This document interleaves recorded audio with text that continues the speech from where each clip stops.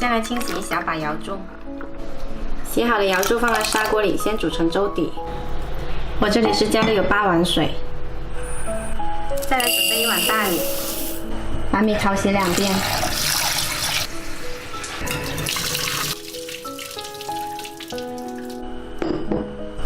来加入1勺食用油，腌制一会儿。这样子煮的时候呢，就不会粘锅底了。这瑶柱我们煮开了有5分钟了，可以把米加进来。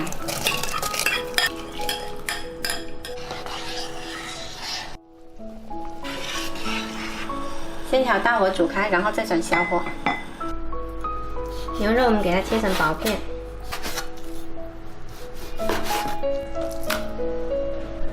加入少许姜丝，淋入一点浓浓的淀粉水，再来少许花生油，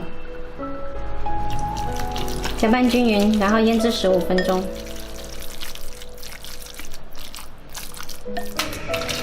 然后来洗1颗生菜。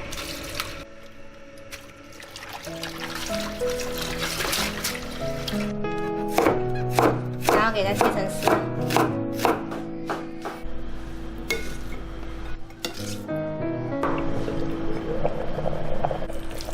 把牛肉打散加进来，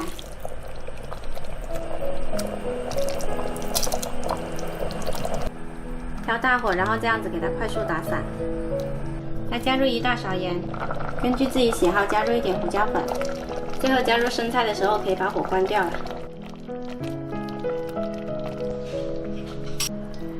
我们舀1碗出来尝一下。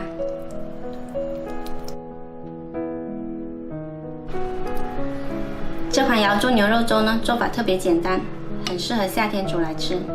喜欢的话可以试一下。吃的时候可以再来点油条，也是特别过瘾的。这样油条进来更好吃。油条挤进去。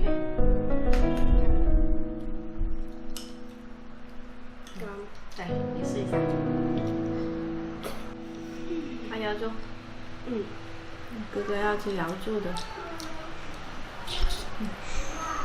我喜欢油条。